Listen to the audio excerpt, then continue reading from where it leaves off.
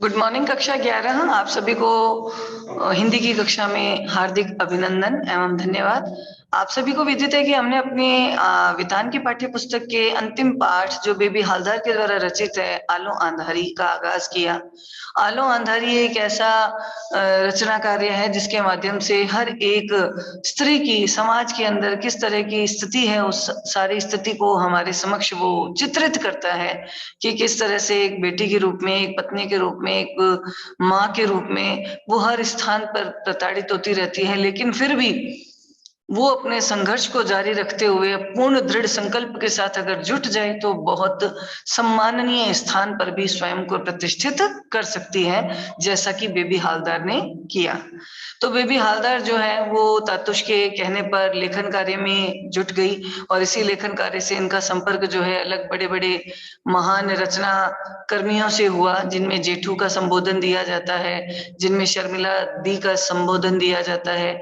तो शर्मिला दी से ये भेंट भी करना चाहती थी, लेकिन शर्मिला दी से भेंट करते समय इनको ये लग रहा था कि अगर मिलूंगी तो मैं क्या कहूंगी, उन्हें धन्यवाद कैसे दूंगी।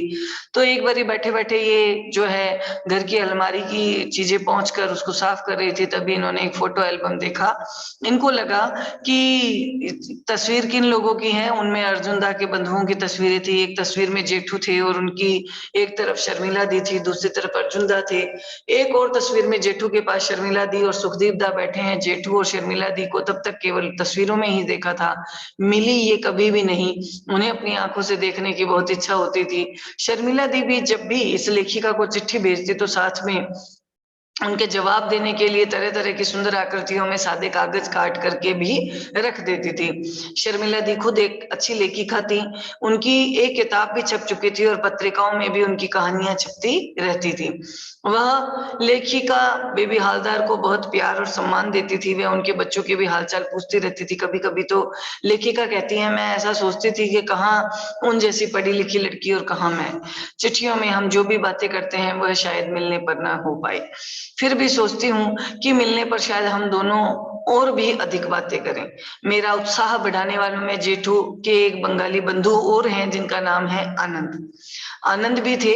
जेठू के घर पर मेरी किताब का पहला खंड पढ़कर उन्होंने मुझे लिखा, आनंद ने लिखा कि आपकी रचना मुझे अच्छी लगी। स्वयं के जीवन की विभिन्न स्मरणीय घटनाओं को सहज भाव से लेखन के माध्यम से सामने रखना बहुत ही के निकट शायद संभव नहीं है।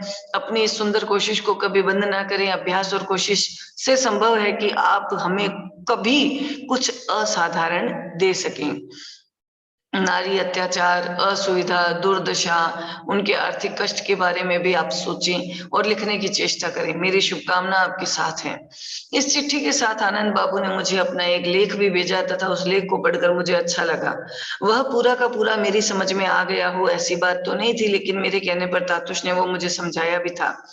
फिर भी कुछ दिमाग में घुसा और कुछ नहीं घुसा। इतने सारे लोगों के उत्साहित करने के बाद, साहस दिलाने के बाद, मैं भी ये सोचती रही कि कभी कुछ ठीक से लिख भी पाऊंगी या नहीं।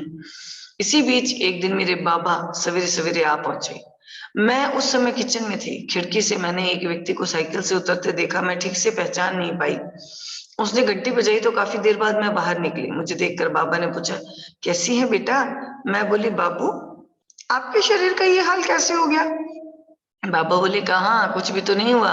बच्चे कैसे हैं? तो मैंने कहा, ठीक है, सब ठीक है, स्कूल गए हैं। मैं तातुश के पास दौड़ी गई और बताया कि मेरे बाबा आए हैं। तातुश ने उन्हें घर में बिठाओ कहा, उनको घर में बिठाऊं। मैंने बाबा के लिए कुछ खाना वाना तैयार किया। बाबा को मैं अपने कमरे में ले आई और पूछा, चाय बनाऊं? तो वे बोले, नहीं, रहने दो, इतनी गर्मी में चाय। मैंने जल्दी से एक गिलास शरबत बनाकर उन्हें दिया। गिलास हाथ में लिए वो बोले, तू भी थोड़ा ले ले बेटा। मैंने कहा, नहीं बाबू, मैंने अभी अभी चाय पी है। माँ कैसी है? तो वो बोले, ठीक है, तुम्हारी बहुत याद करती रहती है। मैंने सोचा, करेगी क्यों नहीं, 2 वर्ष जो हुए जा रहे हैं, अभी तक दूरी के कारण मिलना जुलना ही नहीं हो सका। अभी 2-1 दिन के लिए वहां चली जाऊं तो शायद वही झगड़े फिर शुरू हो जाएंगे। मैं अब और वहां वहीं सब भोगने के लिए तैयार नहीं हूँ। यहाँ आकर इतना तो मैंने समझ ही लिया कि आदमी हो या औरत, सभी अपने पेट की चिंता स्वयं करते हैं। और एक ही जैसा खटते और कमाते हैं, यही समझ पहले आ गई होती तो उसी हिसाब से मैं अपनी व्यवस्था कर लेती और तब शायद मुझे उतना कष्ट नहीं भोगना पड़ता। बाबा के साथ इधर-उधर की काफ़ी बातें करते-करते मैंने पूछा, कोलकाता की क्या खबर है? मेरा भाई कैसा है? माँ कैसी है? बाबा बोले, माँ? तेरी माँ? तूने कुछ सुना नहीं लगता है, क्यों? बाबा मेरे मुँह की ओर थोड़ी देर देखते रहे, वो शायद सोच रहे थे कि बताने से कहीं यह रोने-धोने ना लगे, इसे सच-सच बताना ठीक नहीं होगा, शायद बता ही देना चाहिए, क्योंकि यह तो अभी भी यही सोच रही है कि इसकी माँ जीवित है, ऐसे में ना बताना तो बहुत बड़ी गलती होगी।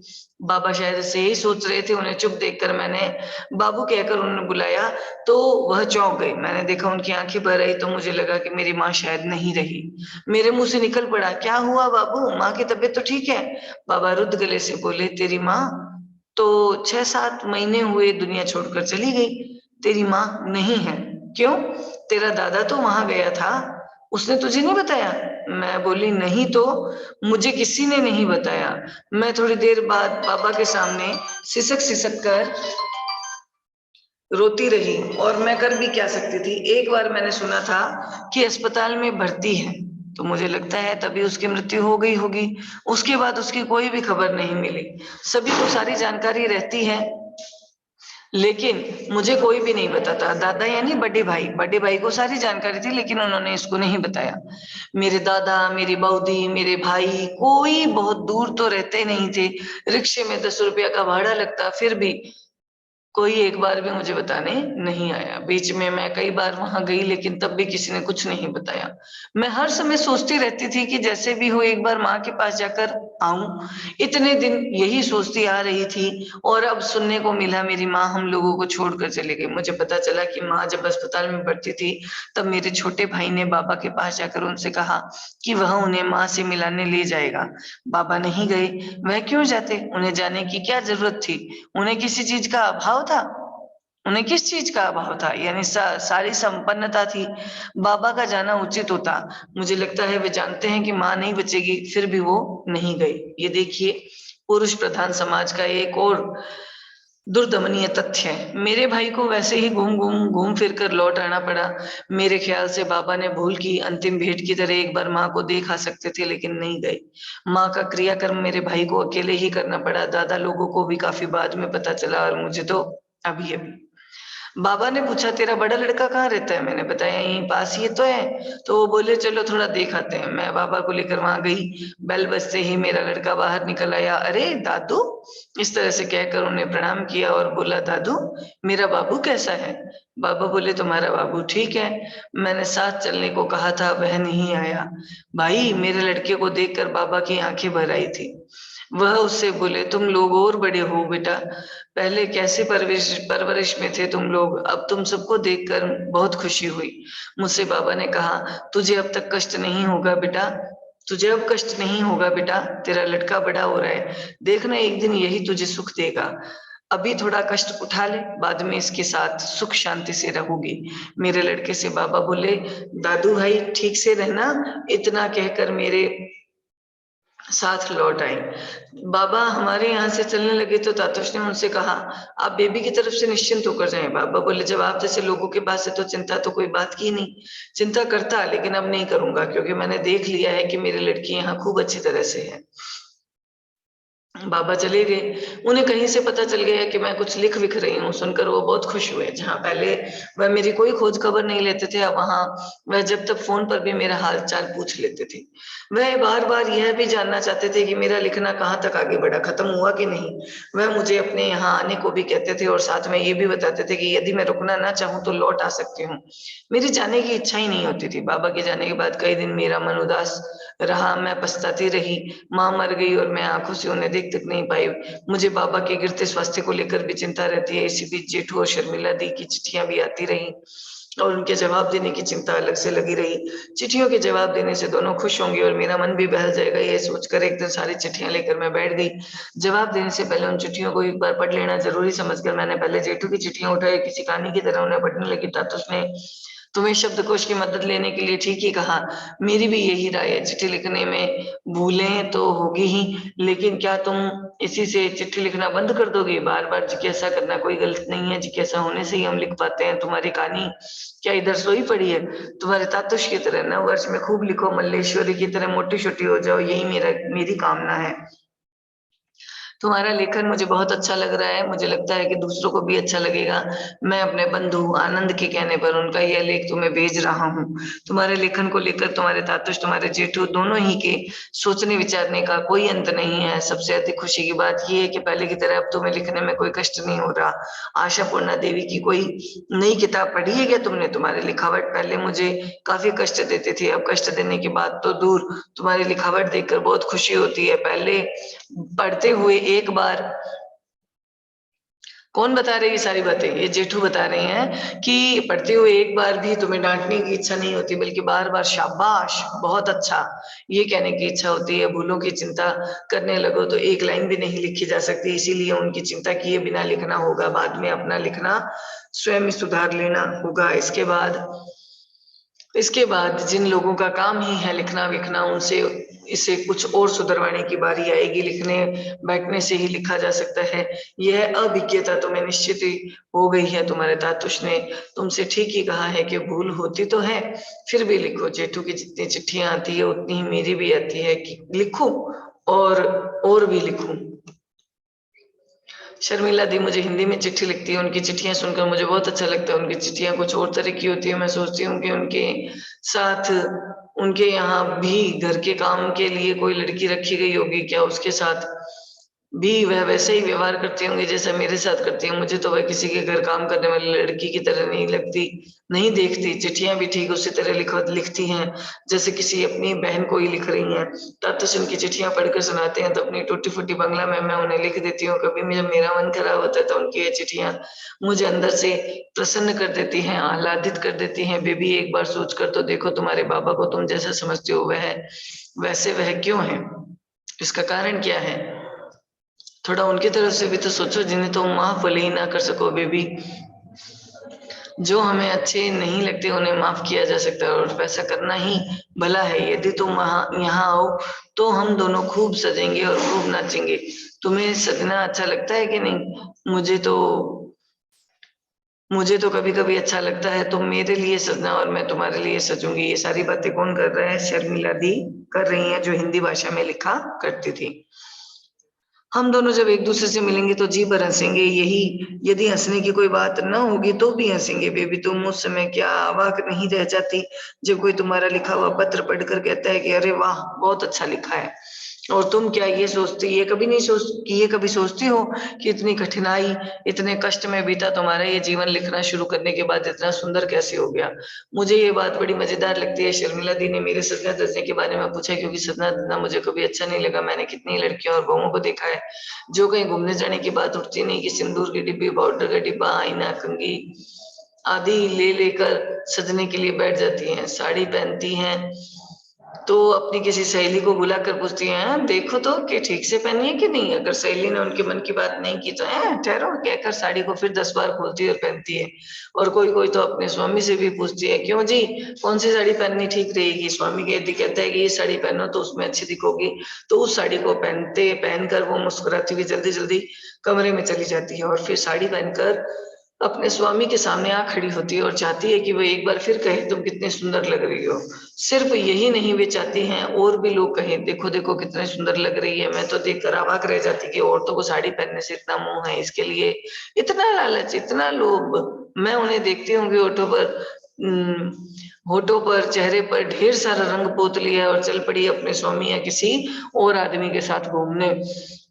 ये सारी चीज़ें औरतें न जाने क्यों इतनी पसंद करती हैं। मुझे ये सब गर एकदम गलत लगता है, अच्छा नहीं लगता। मुझे बचपन से ही अधिक साज-सज्जा करना अच्छा नहीं लगता था। बचपन में मेरी द दीदी जो है मुझे पकड़कर ज़बरदस्ती मेरी कंघी करती है और बाल सजाती-वजाती है। ब्याह के बाद इन सब चीज़ों का शौक मुझे नहीं रहा। कहीं जाना होता तो बस जैसे-तैसे बालों में कंघी करके माँग में सिंदूर लगा पड़ती। इस पर भी पाड़ी की औरतें मुझे देखकर जलती। वे अगर मुझे देखती तो और भी जलती, इसको उसको बुलाकर आपस में खुसर-फुसर करने लग जाती, क्योंकि साड़ी की जगह मैं सलवार सूट जो पहनने लगी थी। यानी अब इसने अपना पहनावा भी बदल लिया। यहाँ आकर इस तरह की तुच्छ बातों से मैं बच गई। यहाँ मुझे सबका स्नेह मिलता था। तातुश के लड़के विदेश से लौटते तो मेरे लिए कुछ न कुछ लेकर आते। मामा माने अर्जुनदा की माँ आती तो माने अर्जुनदा की माँ जो यहाँ आती तो वह मुझे कुछ ना कुछ जरूर देती। मैं सोचती कि इन लोगों का इतना प्यार संभाल भी पाऊंगी या नहीं। अब मुझे आश्चर्य होता है कि कोई कहता है कि वह इसके या उसके बिना नहीं रह सकता, जबकि मैं पहले ये सोचती थी कि अपने दुर्गापुर के कुछ बंधुओं को छोड़कर मैं यहाँ नहीं रह सकूंगी।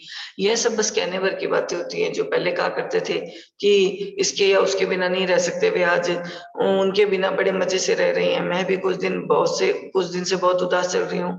जब अपने बांधवों को छोड़कर आना पड़ा है, धीरे-धीरे सब कुछ ठीक हो गया है। बच्चों को पाल-पोस कर बड़ा करने की तरफ मैं ध्यान देने लगी हूँ और मुझे इतना सुख मिलने लगा है कि अपने बांधवों से बिछुड़ने के दुःख की जगह मैं अब मानने लगी थी कि उनमें कोई ना कोई तो मुझसे मिलने के लिए आएगा ही आएगा। मैं अपने बाल-बच्चों में मगन थी, इस बात से खुश थी कि उनकी पढ़ाई-लिखाई ठीक चल रही है। अब वे ना तो पहले की तरह ज़रा-ज़रा सी बात पे रोने चिल्लाने लगते, ना ही बेमतलब की इधर-उधर भटकते। बातें भी अब ऐसी करते थे जैसी पहले कभी नहीं करते थे। अभी कुछ दिन हुए कि मैं रात के 8-9 बजे अपने बच्चों के साथ छत पर बैठी बातें कर रही थी। अब बच्चे बड़े हो रहे हैं तो बातों का क्रम भी थोड़ा इनका बदल गया।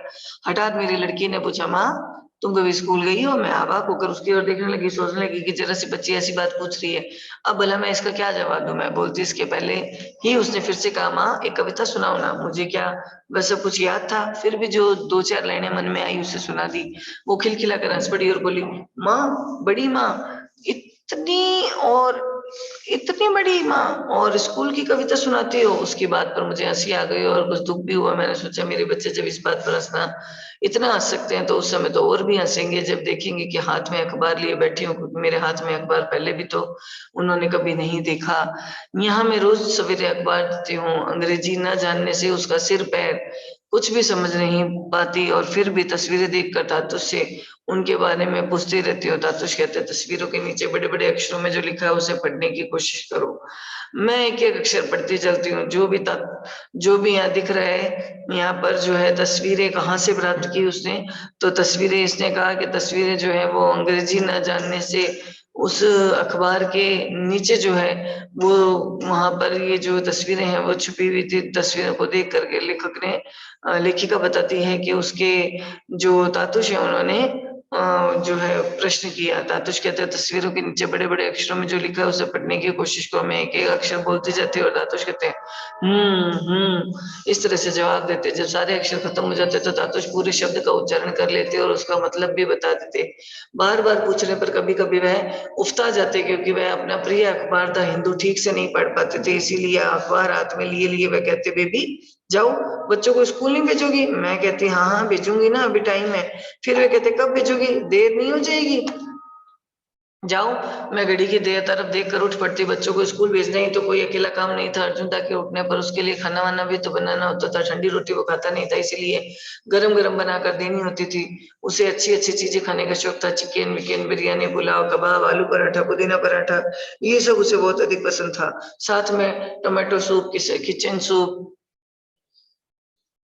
टोमेटो सूप, प्याज सूप और कुछ भी हो तो और भी अच्छा है। मैं उसका खाना उससे पूछ कर ही बनाती थी। लोगों को कुछ बना-बना कर खिलाना मुझे हमेशा अच्छा लगता था। जब भी मैं अपने स्वामी के पास थी, तब भी कुछ न कुछ नया बनाती तो आस-पास के लोगों को भी खिलाती थी। इस पर से मेरा स्वामी मुझ पर बहुत गुस्सा करता था। लोगों को किताबें देकर तरह-तरह की चीज़ें बनाकर खिलाना मुझे जितना अच्छा लगता है उतना अच्छा अब उपन्यास, कविता, कहानी पढ़ना और अखबार देखना लगता है। अखबार देखते-देखते मुझ पर जैसे उसका नशा सा चढ़ जाता था। तातुश उसमें से जो कुछ भी मुझे बताते थे वो सारे मेरे लिए नया होता था और वैसी-वैसी बातें बार-बार सुनने समझने के लिए मैं रोज़ सवेरे गेट पर खड़ी होती, अखबार आने का रास्ता देखती थी। उस दिन सवेरे से मुझे थोड़ी देर हो गई, नीचे आई तो देखा कि स्वयं ही अखबार तातु स्वयं ही अखबार पढ़ रही है। मैं जल्दी-जल्दी किचन में गई और चाय बनाकर लाई और चाय देखकर मैंने दूसरा अखबार उठा लिया और उनकी तस्वीरें देखने लगी तो तातुश बोले, "तुम्हारी चाय कहाँ है? जाओ लेकर आओ।" मैं चाय लेकर खड़े-खड़े पीने लगी तो उन्होंने कहा, "खड़ी क्यों? बैठ जाओ।" मैं एक कुर्सी पर बैठ गई और चाय का गिलास टेबल पे रखा, अखबार देने लगी। हठात तातुश बोले, "बेबी, तुम्हें हम लोगों के पास माने इस घर में आए 1 वर्ष हो गया। तुम सोच कर देखो और मुझे बताओ कि तुम्हें कैसा लग रहा है? क्या तुम्हें अच्छा लगा या बुरा? यहाँ आकर तुमने क्या कुछ सीखा?" इतना कहकर तातुश फिर अखबार पढ़ने लगे। मैंने सोचा भले ये भी कोई बात है पूछने की। उसने उनकी बात का जो कोई जवाब नहीं दिया। वह जाकर के खिड़की के पास खड़ी हो आकाश की ओर देखने लगी। उसे अपनी माँ की याद हो आई। उसकी माँ की कितनी इच्छा थी कि उसके बच्चे पढ़ लिख कर अच्छे मनुष्य बने, वैसा वहाँ कहाँ हुआ। लिखना-पढ़ना तो उसका हुआ ही नहीं था, फिर भी महत्व वह ठीक-ठीक समझ पाती थी जबकि उन लोगों के साथ रही तब तक पढ़ने के लिए उनके पीछे सारे समय पड़ी रहती थी। माँ आज होती तो उसे पता चलता कि स्वयं देखती उसकी बेबी जो है आज भी पढ़ना चाहती है और पढ़ लिख रही है और इससे उसे कितनी खुशी ना होती। आकाश की ओर देखती जैसे वह अपनी माँ से कहना चाहती है, "माँ तुम एक बार आकर देख जाओ। मैं अभी भी लिखना-पढ़ना चाहती हूँ। अपने बच्चों को पढ़ाकर अच्छा बनाना चाहती हूँ। उन्हें उन्हें जो है बस तुम्हारा आशीर्वाद चाहिए माँ।" वह अपनी माँ से बातें कर रही थी कि उसकी आँखों से बहते आँसू जो है छाती को भिगोते हुए फर्श पर टपक पड़े।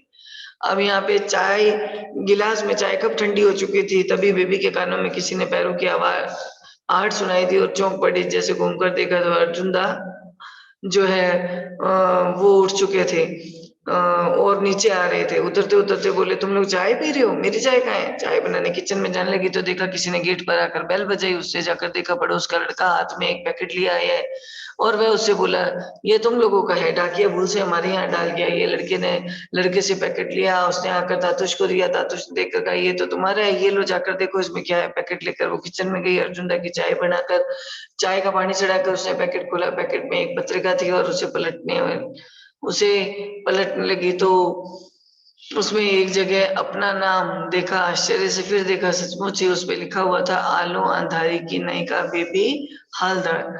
खुशी से उसका मन हिलोरे लेने लगा। मन की ऐसी उथल-पुथल में वह जेठू की वो बात समझ गई कि आशापूर्णा देवी दिन भर के काम निपटा करके उस समय लिखने बैठती है जब सारे लोग सो चुके होते हैं। तो उसने सोचो जेठू ठीक ही कहते हैं कि करते हुए भी घर के काम करते हुए भी उसका लिखना-पढ़ना हो सकता है। हठात ही उसकी नज़र चाय के लिए चढ़ाई पानी पर पड़ी जो उबलते-उबलते काफ़ी कम हो गया था और जल्दी-जल्दी चाय बनाकर अर्जुन दा को दी और तब वह नीचे से ही देखो, देखो एक चीज़ बोलती-बोलती अपने बच्चों के पास पहुँची। दोनों बच्चे दौड़कर उसके पास आ गए। उसने कहा, "बताओ, तो ये क्या है? क्या लिखा है?" तो उसकी लड़की ने एक-एक सारे अक्षर पढ़े और बोली कि बेबी हालदार माँ तुम्हारा नाम किताब में। दोनों बच्चे हँसने लगे। दोनों को हँसता देख उसका मन जो है खुशी से भर गया। उसने प्यार से उन्हें अपने पास खींच लिया और उन्हें प्यार करते-करते हठात ही जैसे कि थोड़ा उसे कुछ याद आया और वह बच्चों से छोड़ो, छोड़ो कह कर के अभी आती हूँ, ये कहकर उठ खड़ी हुई नीचे आते-आते उसने सोचा कि वह कितनी बुद्धू है। पत्रिका में अपना नाम देखकर सब कुछ भूल गई। जल्दी-जल्दी सीढ़ियाँ उतरकर तातुश के पास गई और उनके पैर छूकर प्रणाम किया और उनके सिर पर अपना हृदय जो है रख करके अपने सिर पर उनका हाथ रखवा करके और उनसे उनका आशीर्वाद माँगा और इस आशीर्वाद के माध्यम से लेखिका ने ये कामना की कि उसी तरह के लेखन कार्य में वो भी प्रवीण बने और उस प्रवीणता के साथ वो अपने लेखन कार्य में और भी प्रतिष्ठा प्राप्त करे। तो यहाँ पर बंगाली भाषा में लिखे गए इस पूरे रचना कार्य का यहाँ पे ट्रांसलेशन प्रस्तुत किया है, अनुवाद प्रस्तुत किया है और अनुवादक का नाम है यहाँ पे प्रबोध कुमार। हालाँकि जेठू दा, आनंद दा शर्मिला दी और तातुश के द्वारा इस लेखिका को बार-बार प्रोत्साहन दिया गया, प्रेरणा दी गई ताकि वो अपने लेखन कार्य में जुटी रहे और इसी लेखन कार्य से ही उन्होंने आलू अंधारी की नायिका बेबी हालदार के रूप में अपना एक रचना कौशल प्रस्तुत किया जिसमें वो खुद ही नायिका के रूप में जो है उद्धृत की गई हैं, यानी अपना बचपन, अपना गृहस्थ जीवन,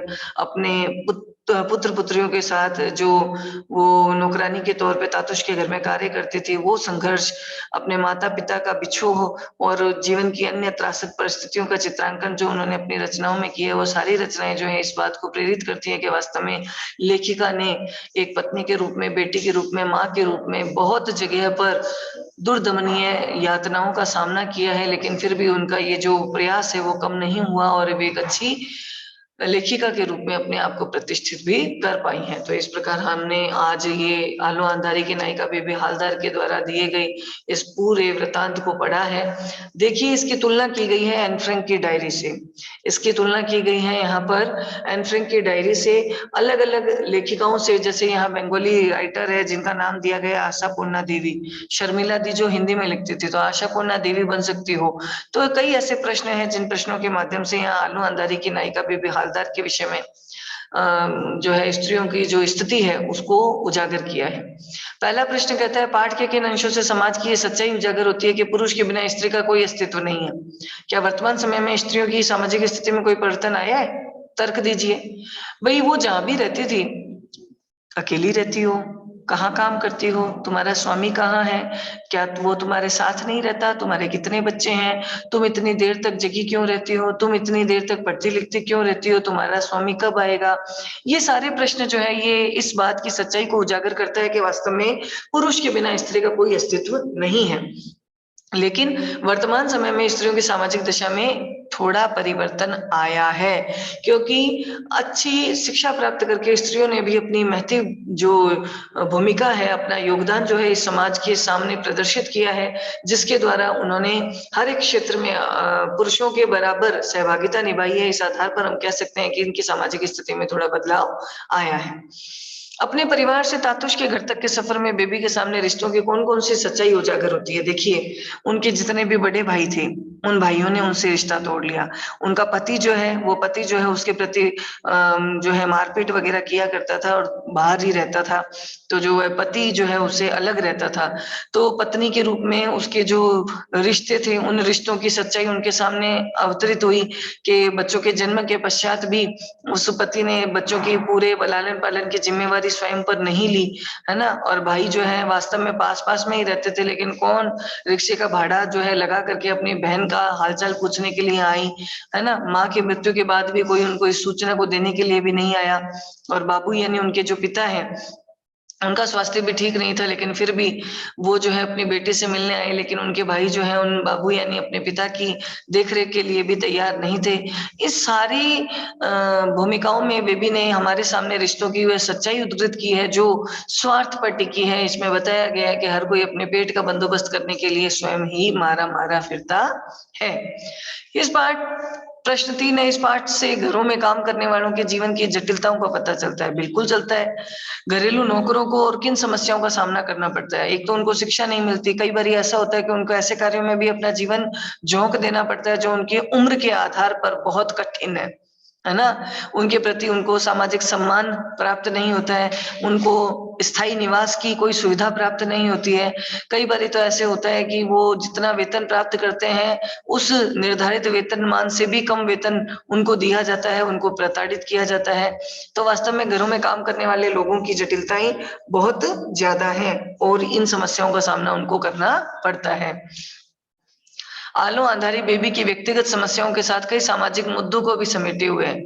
इसमें से 2 मुख्य समस्याओं पर विचार प्रकट करो। कैसी समस्याएं हैं? एक तो जो निराश्रित नारी है, जिसके पास कोई स्थायी निवास नहीं है, उसके विषय में समाज जो है बहुत संदेहास्पद दृष्टि से देखता है। तभी तो देख लो बेबी हालदार से जो समाज के लोग हैं वो तरह-तरह के प्रश्न पूछते हैं। और दूसरा दूसरा है कि जो स्त्रियां हैं, उन स्त्रियों को भी समाज में पुरुषों के बराबर स्थान नहीं मिलता है और यही कारण है कि उनको कई बारी जो है असामाजिक तत्व जो है उनका भी सामना करना पड़ता है। जैसा जिस मालिक के घर में वो रहा करती थी, उस मालिक का बेटा जो है उससे मिलने आता था और उससे तरह-तरह की ऐसी-ऐसी बातें करता था जिसका उत्तर देने में जो बेबी है खुद शर्मिंदगी का अनुभव करती थी। यानी इससे उसका मंतव्य स्पष्ट होता है। तो ये कई सामाजिक ऐसे मुद्दे हैं जो समस्याओं के रूप में हमारे सामने उद्घृत होते हैं। तुम तो दूसरी आशापूर्णा देवी बन सकती हो। तो तातुष के बहुत करीबी दोस्त जेठू का ये कथन जो है, रचना संसार के किस सत्य को उद्घाटित करता है कि जब भी व्यक्ति अपने तल्लीनता और एकाग्रता के साथ अपने लेखन कार्य में प्रवृत्त होता है, तो बड़ी प्रवीणता उसके उस लेखन में अपने आप ही उजागर होने लग जाती है। व्यक्ति गलती करके ही सीखता है, उसी तरह से इस लेखन कार्य को अगर नियमित तौर पे वे करता जाएगा, अपने जीवन के अनुभवों को वहाँ उनको स्थान दे करके जब लेखन कार्य में प्रवीण होगा, तो जेठू का ये कथन इस सत्य को उजागर करता है कि बेबी हालदार जो पढ़ना लिखना बहुत कम जानती थी, पढ़ने लिखने में उसकी रुचि जरूर थी, तो अगर पढ़ने लिखने में नियमित अभ्यास और नियमितता को अपनाया जाए तो रचना संसार का एक अभिन्न अंग बना जा सकता है। बेबी की जिंदगी में तातुष का परिवार न आया होता तो उसका जीवन कैसा होता? बिल्कुल विपरीत हो जाता। जिस तरह का सम्मान बेबी हालदार को मिल रहा था, जिस तरह की शिक्षा के उसकी अभिलाषा को पूर्ण किया जा रहा था, जिस तरह उसके बच्चों का भी अच्छा लालन पालन हो रहा था, उनको भी शिक्षा का अवसर मिल रहा था, ये सारी परिस्थितियां बिल्कुल विपरीत हो जाती। उसको अपने बड़े लड़के की तरह अन्य बच्चों को भी बाल मजदूरी में झोंकना पड़ सकता था। उसका स्वयं का जीवन भी पूरे समय मजदूरी में लगे रहने के कारण उसका स्वास्थ्य भी शिथिल हो सकता था। उसकी जो शैक्षिक उन्नति है वो भी नहीं हो पाती। तो बिल्कुल विपरीत जो है बेबी हालदार का जीवन बन जाता। यहाँ देखिए, इन पंक्तियों को ध्यान में रखते हुए बताइए कि इस कथन से आप कहाँ तक सहमत हैं? क्या दिया कि अनुवाद के नाम पर मात्र अंग्रेजी में होने वाले अनुवादों के बीच भारतीय भाषा में रची बची हिंदी का ये एक अनुकरणीय नमूना है। उपयुक्त पंक्तियों को ध्यान में रखते हुए बताइए, आप इस कथन से सहमत हैं? बिल्कुल ये सहमत तो है, लेकिन कहीं कहीं पर इनके पर्यायवाची शब्दों का अगर प्रयोग कर दिया जाता तो इसमें जो थोड़ी अभद्रता है, उस अभद्रता से लेश मात्र बचा जा सकता था। इसीलिए इस गद्यांश को जब पढ़ा जाता है तो वास्तव में उसमें हिंदी भाषा का नमूना प्रस्तुत किया गया है, यानी अनुवादक ने यहाँ हिंदी भाषा का एक अच्छा नमूना प्रस्तुत किया है, लेकिन कहीं कहीं पर ऐसे शब्द हैं जो वास्तव में अभद्रता को भी प्रदर्शित करते हैं। उसके स्थान पर यदि इनके पर्यायवाची शब्दों का भी काम में लिया जाता तो इस अभद्रता से बचा जा सकता था। तो इस प्रकार लीजिए, ये पाठ हमारा होता है पूर्ण, और अब हम कल उपस्थित होंगे हमारी अभिव्यक्ति और माध्यम के बुक के साथ, जिसके चैप्टर को लेंगे। और चैप्टर जनसंचार माध्यम तो हमने कर लिया, लेकिन इसमें कार्यालय लेखन के कुछ उदाहरण दिए गए हैं, उन कार्यालय लेखन के विषय में जानकारी हासिल करेंगे। आप लोगों के पास समय है ताकि बैठ करके इनके सभी प्रश्नों के उत्तर आप लिख सकें। धन्यवाद बेटा आप सभी को।